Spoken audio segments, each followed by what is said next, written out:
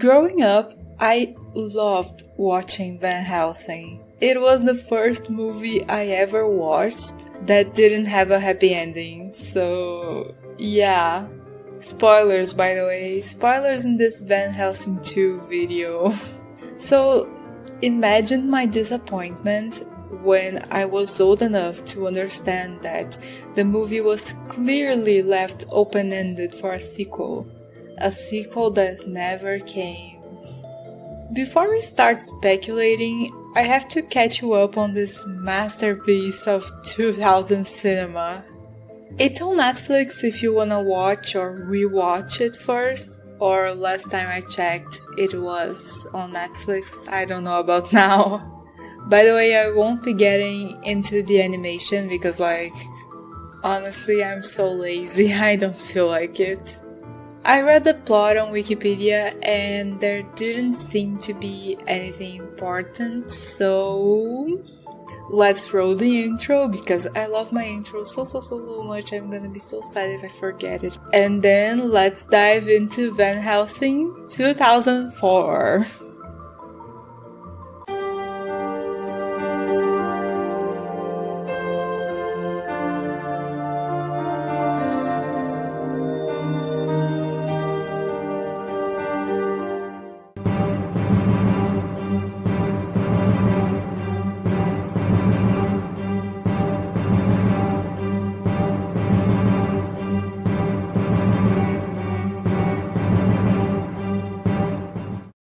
The movie starts in this sort of young Frankenstein style with, oh yeah, Dr. Frankenstein. You know the drill. It's alive! It's alive! But turns out that Dracula was kinda sponsoring Dr. Frankenstein and now wants to know the secret of giving life. The doctor doesn't really wanna share it with Dracula. He's like, no, you're gonna use it for evil. I don't want my creation to be used for evil, blah blah blah blah blah. And then, if you were thinking, hey, wasn't 4-year-old you scared of this movie? Here it is, the only frames of Van Helsing that actually scared me. I didn't even care about his final form, but this, nightmare fuel. Moving on. The people from the nearby village are done with the doctor and are trying to break in. The monster throws Dracula into the fireplace, but that will only stall him, and then takes the doctor to a nearby windmill, trying to run away from the enraged village. So, the villagers burn down the windmill with them inside, and Dracula and his brides don't get there in time to stop it. By the way, the people are being led by this gravedigger. He isn't important to the story, but he's just so camp. I love him. Our main character is going after Dr. Jekyll / Mr. Hyde because he's been on a killing spree.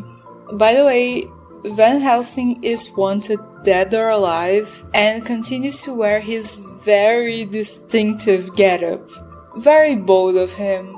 Well, the two fight and our hero fails to capture the man alive. Oh well. Cut to Van Helsing back at the Vatican. He works for the church. And the cardinal or whoever this guy is isn't happy because he just can't seem to capture people alive. But he's quickly well, whatever, I got a new mission for you. Van Helsing's going to Transylvania to hunt down Dracula and help out the last of the Valerius. Once upon a time, their ancestor swore that none from his family would ever go to heaven until Dracula was no more. And 400 years later, and he's still kicking about, and your family is parked outside the pearly gates. Good life choices. The cardinal also gives him this piece of parchment that Valerius left with them that says, The Latin inscription translates as, "In the name of God, open this door."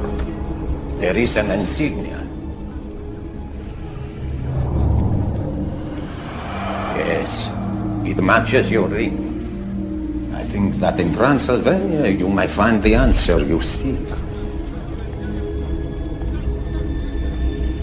oh yeah, things we find out about Van Helsing's past in this scene. He was found on the church steps on the verge of death, and that ring is like the only connection with his past family. And apparently it's a very secret family because he's been around the block. He's seen things, and this is the first time he finds a match to his ring emblem. Okay. Because yeah, he doesn't remember anything about his past. Okay, moving on, this friar is going with him. His name is Carl, and he's that nerd type genius, has never left this basement where they work. And I'm gonna give you a few seconds to look at his face and think, where do I know him from?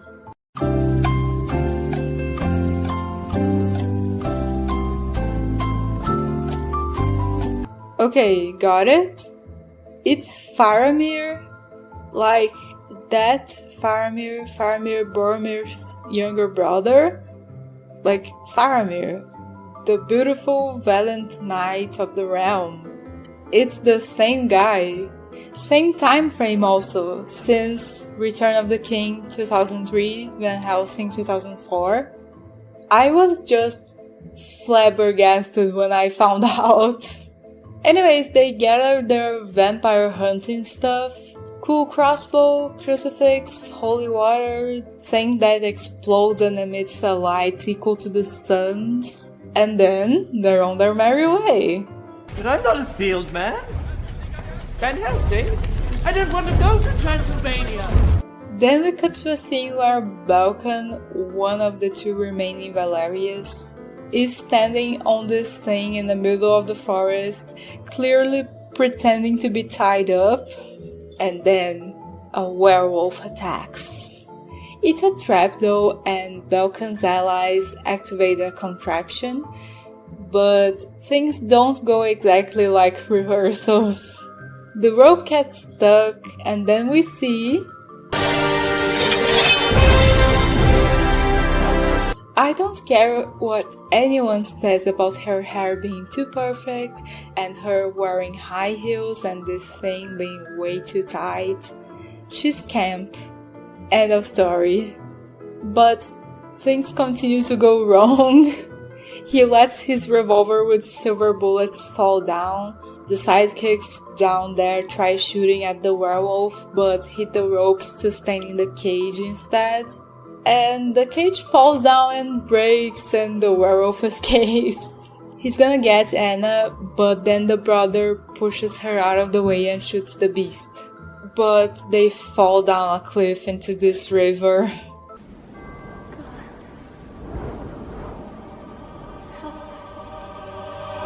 Back to Carl and Van Helsing, they get to Transylvania, and in this little village, everyone's staring at them like,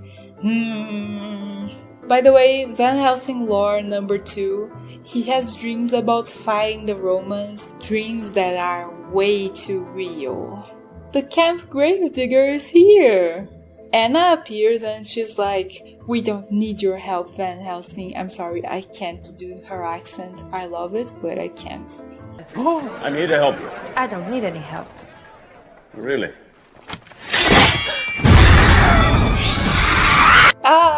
Vampires are attacking during the day!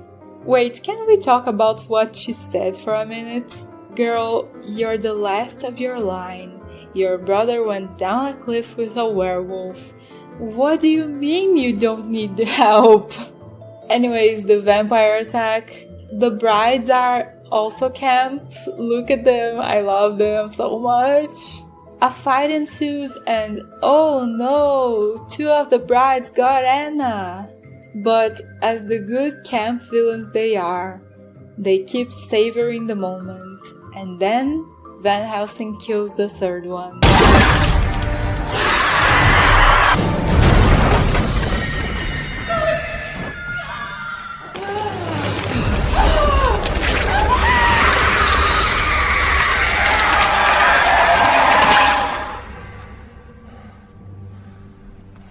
Now, suddenly, Anna's like, no one's killed a vampire in 100 years. I think he deserves a drink. But she still doesn't want to let him help her. Though she makes no objection to Carl going over her library and family documents. Unrelated, but I was obsessed with this thing as a kid. I loved it so much. Van Helsing gives her something to fall asleep because she wanted to go after Dracula by herself tonight. Did she even have a plan? We will never know. She wakes up later and hears some strange noises, and turns out her brother's alive. Yay! But he's a werewolf now. He says that he knows Dracula's secret because the vampire controls werewolves, they're like his minions. So Belkans interacted with him directly. But he can't get the secret out because the moon appears again.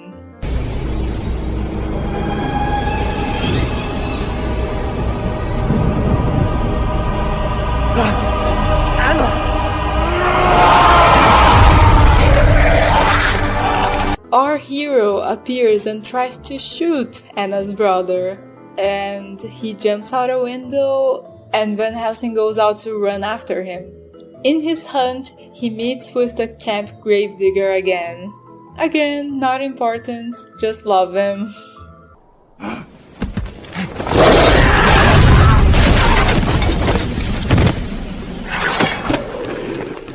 Van Helsing is aiming at the werewolf, but Anna stops him. He says, he's not your brother anymore. And she's like, you knew it and still tried to kill him? Blah blah blah, drama. They decide to go to Frankenstein's castle, lab thing, to try and get the lycanthropy cure that Dracula is rumored to have. By the way, Dracula's actual hideout is in an unknown location, so Frankenstein's castle is pretty much their only lead. And in that quest, they find out Dracula's secret. He's trying to Frankenstein vampire babies into life. A lot of vampire babies. And, they're doing it. The duo's too late. The brides fly away to teach their spawn how to feed, and Van Helsing and Dracula talk, while Anna tracks down her brother and tries to free him, because he's being electrocuted to be the Frankenstein fuel to the babies. Van Helsing lore number 3. His name used to be Gabriel, and Dracula's like, we have such history. You and I, Gabriel. And he knows about Van Helsing's battle dreams, and Van Helsing tries to kill him in the traditional ways, but doesn't work. We also kind of find out that Dracula was the son of the Valerius guy who promised his family wouldn't go to heaven, blah blah blah. Knee-jerk reaction? Van Helsing is Valerius reincarnated, but I'll sit on it for a little longer. Before Dracula can stop being a villain and actually kill Van Helsing, the vampire babies all explode because the brothers stop being electrocuted, and Anna and Van Helsing make their escape. Meanwhile, Carl saves a girl from one of the babies, and... How can I ever repay you?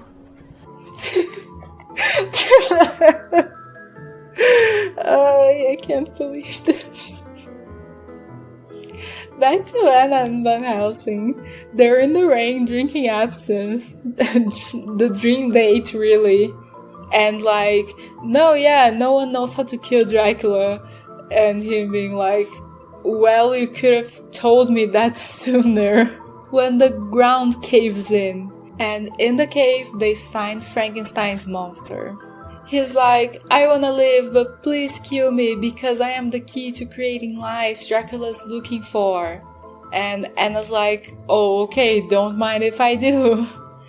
But Van Helsing's like, no, he isn't evil, he deserves to live. But uh-oh, the werewolf saw them. Now Dracula knows that the monster is with them. So they devise a plan to take the monster to the Vatican. Meanwhile, Carl wakes up in the library, I think, and finds this.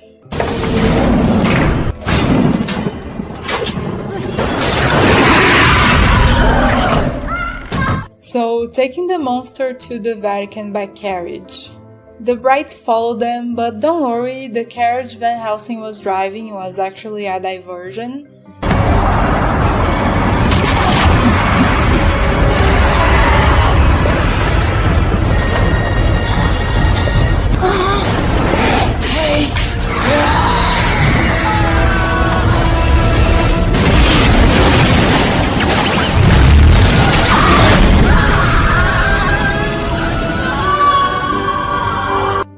Goodbye, bride number 2. But like, the werewolf is also here. Van Helsing kills him, but is bitten. So, that antidote. And don't forget, the final bride is still here, and she kidnaps Anna. The group arrives in Budapest, and the bride tells them that Dracula wants to trade Anna for the monster. Van Helsing takes a page from the internet safety book and says, Somewhere public, lots of people. And they agree on a masquerade. Not planning on an actual trade, Van Helsing and Carl hide the monster in the graveyard though. Dracula is also not planning on a trade because he's trying to seduce Anna. And also, the masquerade is vampires only. Oh, our hero manages to snatch Anna away. But the vampires get the monster and now all of them are running after the trio of Van Helsing, Anna, and Carl. But remember the sun thingy? Yeah. Oh yeah, forgot to mention, Van Helsing has 2 days until the full moon. And then when the clock strikes 12, he's gonna be Dracula's minion. Back to Anna's castle, Carl exposes his findings. Son of Valerius the Elder, the son of your ancestor. It all started when Dracula was murdered. Do you know who murdered him? This is a vague reference to the left hand of God. And in 1462, when Dracula died, he made a covenant with the devil. He was given a new life. And your ancestor, having sired this evil creature, went to Rome to seek forgiveness. That's when the bargain was made. He was to kill Dracula in return for eternal salvation. But he couldn't do it. As evil as Dracula was, my ancestor couldn't kill his own son. So he banished him to an icy fortress, sending him to a door from which there was no return. And then the devil gave him wings. Yes, All right, so where's his door? I don't know. But where's the Frosty Castle? They have this map of the region on the wall, and remember that parchment that the cardinal gave Van Helsing? Yeah, it completes the map. In the name of God, open this door.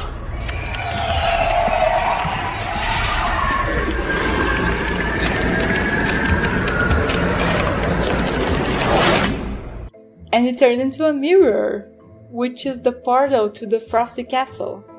How convenient, because this is the last werewolf day, and also the day Dracula's gonna try to awaken his kids. And turns out that Dracula actually has the antidote. They put their thinking caps on though, because like, why does Dracula have an antidote to something that turns people into his minions? The only possible explanation is that a werewolf bite is the only way to kill him. Okay, so, to-do list. Find antidote, get antidote, kill Dracula, administrate antidote, save the monster. They're also kinda trying to prevent the baby vampires from being born, but if you kill Dracula, anything he's ever created also dies, so whatever. And all of that before midnight, or else the werewolf curse becomes irreversible. Let's go! Carl and Anna find the antidote, but they're trapped in the antidote room. And also the last bride is here. Carl manages to escape with it though, and Anna stays behind to fight her. By the way, completely unrelated, but I remember some people saying that you can't wear pink if you're a ginger.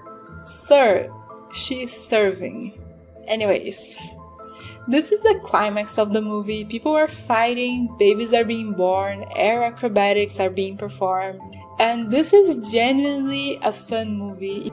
If you chose to just hear my description instead, it's your loss. The important thing is, Anna killed the last bride and they're taking the antidote to Van Helsing. In the Van Helsing Dracula fight, Dracula is trying to convince Van Helsing to be his ally, and also we find out that Van Helsing's ring used to be Dracula's. Like, he dies anyway, whatever. In the nick of time, Anna gets the antidote into our hero, but in his werewolf rage, he ends up killing her. He looks so sad. I forgot to mention that they were a thing, like they kissed once and had that absent date. So yeah, 4-year-old me was absolutely floored.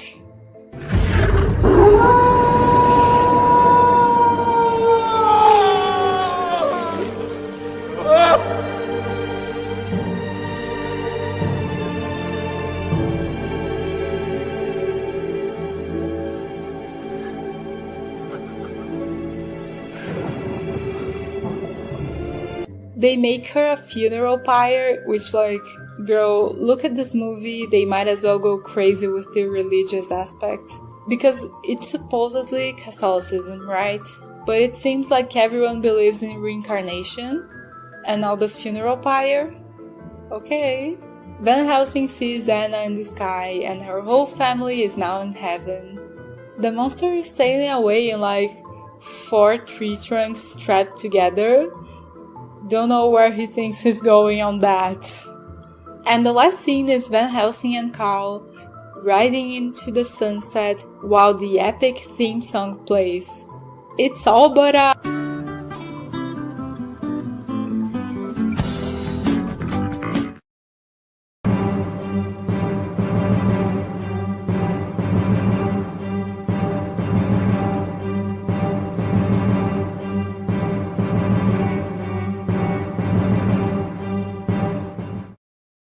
Okay, so now that we know what we're constructing a sequel for, let's go over the main aspects of the movie.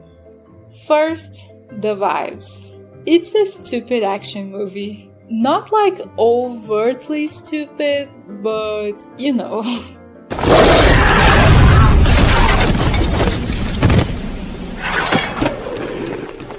It also leans heavily on the CGI and crazy, unsurvivable acrobatics, so we don't have to worry about the believability of it all. I actually read on the Wikipedia page that the movie was criticized for using too much CGI, but like, yeah, most of the things here are CGI. Sometimes the CGI does look bad, but like, it doesn't take me out of the fantasy, you know? Like, the whole movie is coherent and the whole movie is CGI, so I'm not like, oh my god, it's CGI, aside from this specific scene. This one is bad. The rest, it doesn't warrant, like, a criticism. And also, like, it's Van Helsing. You're the one that looks stupid if you try to actually criticize it. But anyways, I'm going on a tangent here. The important thing is, we can go all out on CGI.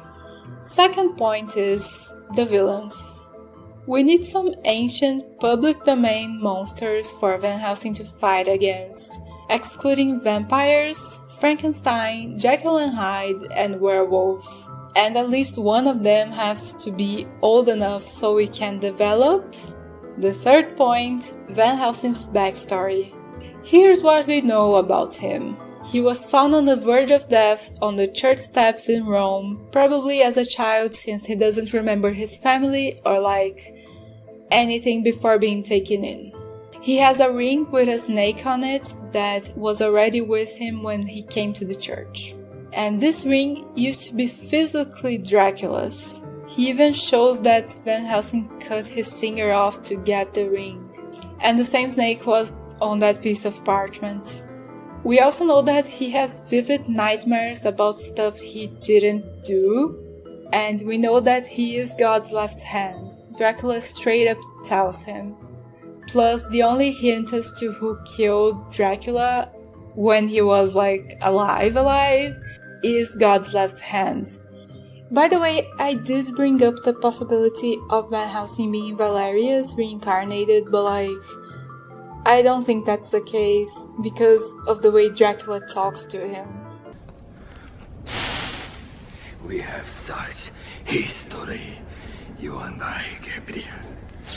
So, we need to create a fun action movie with iconic horror characters, and one of them has to be old enough to develop this guy's backstory. Let us think.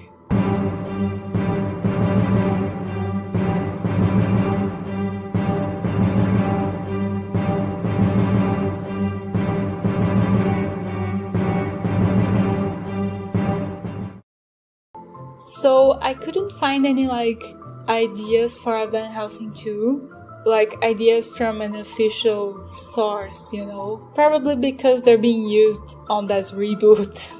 So let's pick up with the duo back in Rome and the cardinal being yes, good job, take some free time. Van Helsing is kinda iffy about it, but tries to just relax. But even though he told Dracula that some things are better not remembered, he can't stop wondering, and his nightmares keep bringing the question back to him. Who am I? He tries to sneak out and figure out who he is, but Carl stops him hey, where are you going?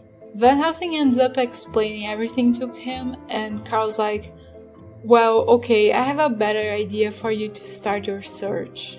Since they're in the Vatican, they have access to their secret library and records, and the Vatican secrets is such a fun concept to play around with.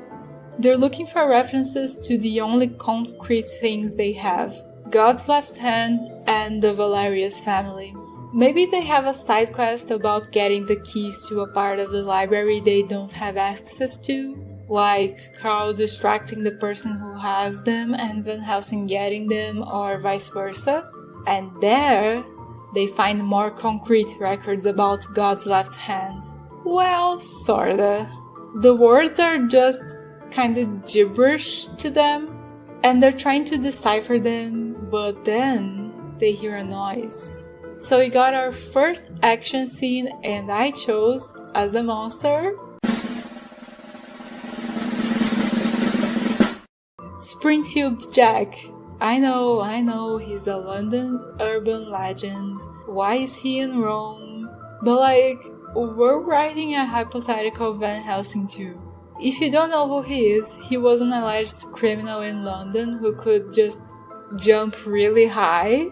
I think that idea is cool, especially because Van Helsing is caught off guard here, and even if he had his cable thingy, he can only jump once with that. Springfield Jack can jump all the time. But at the same time, they're in a library, so I think that there's potential for this fight.